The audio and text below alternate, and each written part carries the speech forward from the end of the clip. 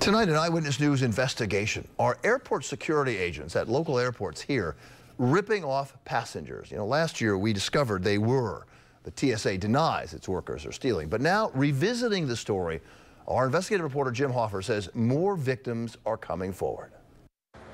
Going through airport security, there's a feeling of vulnerability. No shoes, no belt, all your valuables placed in a bin. You're rushing to catch a plane.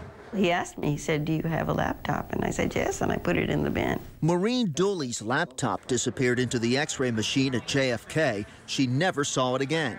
Dooley is convinced a TSA agent took it. TSA is supposed to make us safe. This is making me frightened. It's the same story we heard last May when an Eyewitness News investigation uncovered dozens of thefts at screening checkpoints at JFK. Thefts of expensive bracelets worth thousands, high-end watches, even prescription medications. After this report, more people contacted us about TSA checkpoint thefts at New York airports. Reverend Stanley Michael was convinced a TSA agent at LaGuardia swiped his iPhone. But my wife was in front of me. She didn't take it. And the guy behind me was about 4 feet behind me, so he couldn't take it. And the Fidels were going through LaGuardia security on their way to a family vacation in the Caribbean when they claimed they became victims of TSA theft. I turned around quickly to the TSA worker and asked him, "My wedding rings, they're not in the bin." The Fidels put in a claim with the TSA for the theft of the $7,500 ring, but the TSA denied the claim. We've discovered that the vast majority of theft claims are denied by TSA. For the Fidels, though, there's no doubt in their minds they got taken by some tricky TSA teamwork. They separated from her belongings, and they were distracting her by asking her questions, looking through her bag, and my gut instinct tells me that it was a setup with more than one person involved. TSA's own data show that in the last 3 years, travelers have filed more than 400 claims for property lost or stolen at checkpoints at JFK, LaGuardia, and Newark airports. But the TSA says overhead surveillance cameras and close supervision help deter theft at checkpoints, and that it moves swiftly to end the federal careers of any employee caught stealing. But Maureen Dooley feels no one's really screening the screeners. For how else, she says, can you explain surveillance cameras everywhere, but rarely any video of the thefts? They have cameras everywhere. If I didn't take my shoes off, now I'd probably be in Guantanamo. One security expert tells us the thefts are occurring too often to brush it off as just a few bad apples. It suggests, he says, that the supposedly secure areas of the airport are not. Tonight, 2 TSA workers are under arrest, charged with stealing $40,000 in cash from passengers' bags. But sources say the thefts went on for years, and the exact amount of stolen cash is expected to be a whole lot more. Our investigative reporter Jim Hoffer in the newsroom tonight with our lead story. Jim? Bill and Liz, it could be in the hundreds of thousands. 2 veteran TSA agents working as an efficient team, but their skill wasn't in inspecting checked bags, but rather, authorities say, in stealing from them. TSA agents Kumar Prasad and Devon Webb are charged with stealing $40,000 from a passenger's bag. But a Port Authority police source says that over several years, the 2, acting as a team, took up to $200,000 from checked bags at JFK's American Airlines terminal. The source says that one would look for the money as bags went through X-ray, while the other would take the cash once the luggage was placed in a baggage room. It's ideal for a thief. This former head of security for American Airlines says this latest arrest shows the TSA has been slow to come to grips with a widespread theft problem. There's no supervision. There's no procedure. There are no cameras. And if there are cameras, there's nobody who's looking at the monitor. In the past year, Eyewitness News has documented a steady stream of passengers who believe they had valuables taken from their carry-on bags while traveling through New York's 3 major airports. I had it inside, right here. Just placed right in there, the wallet? Yes. Add Hiroshima survivor Rico Anderson to that growing list. She contacted us just weeks ago to say she was going through TSA screening at JFK when she realized shortly after that $2,500 in cash had been taken from her wallet. How could these people do these things? But then, that was the only time that My stuff was out of my sight. Earlier this week, a TSA supervisor at Newark Airport admitted to receiving stolen cash that belonged to passengers. In response to today's arrest, TSA said it has a zero-tolerance policy for theft in the workplace and called this latest incident a disgrace. If you're looking the other way, you say, well, I have zero tolerance. Well, you're not seeing that which you're supposed to be intolerant of.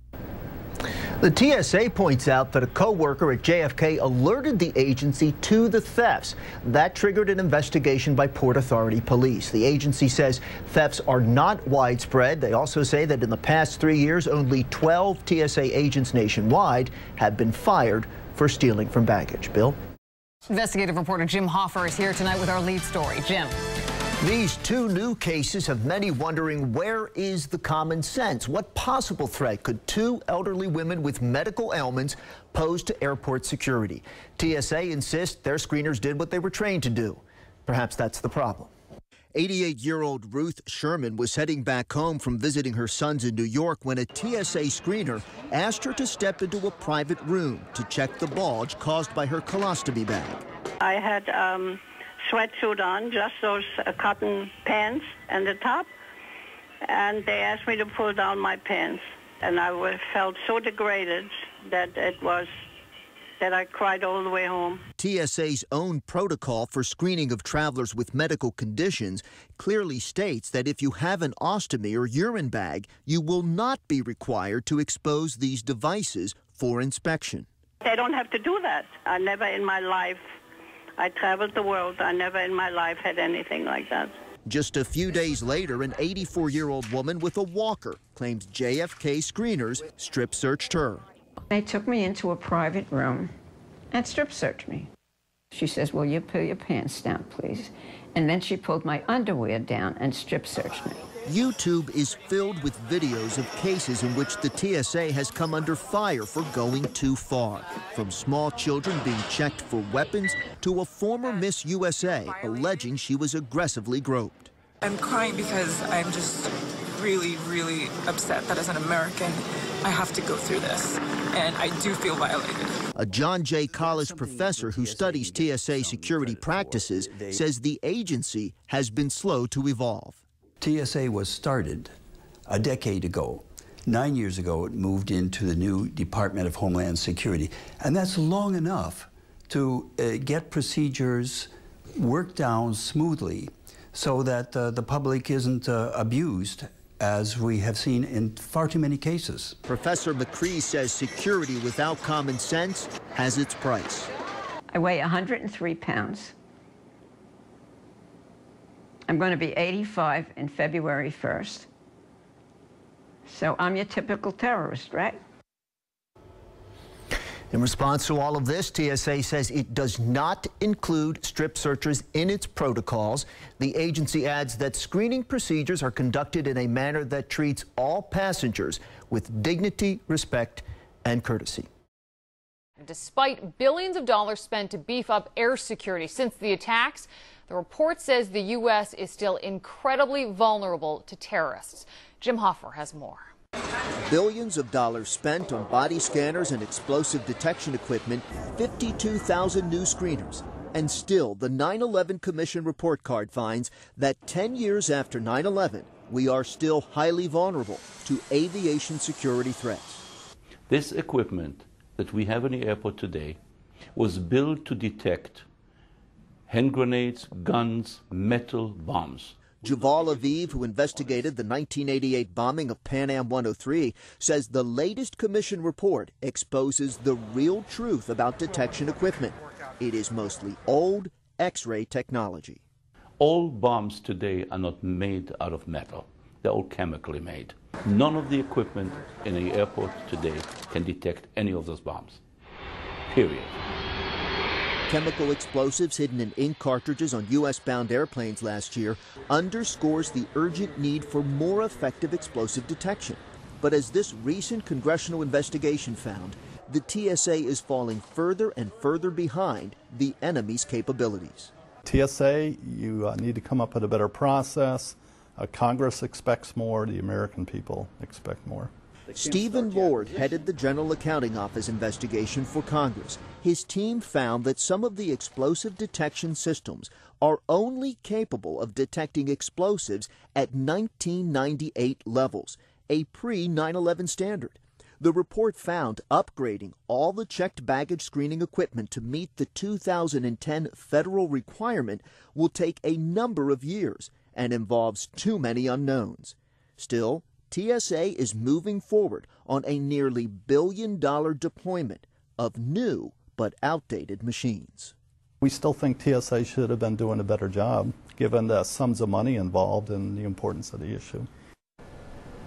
In defending its critics, the TSA says that while the industry has not yet developed a silver bullet technology, it does test and deploy the world's best screening technology. TSA says additionally, behavioral detection officers, canine teams, and federal air marshals further enhance their layered approach to aviation security.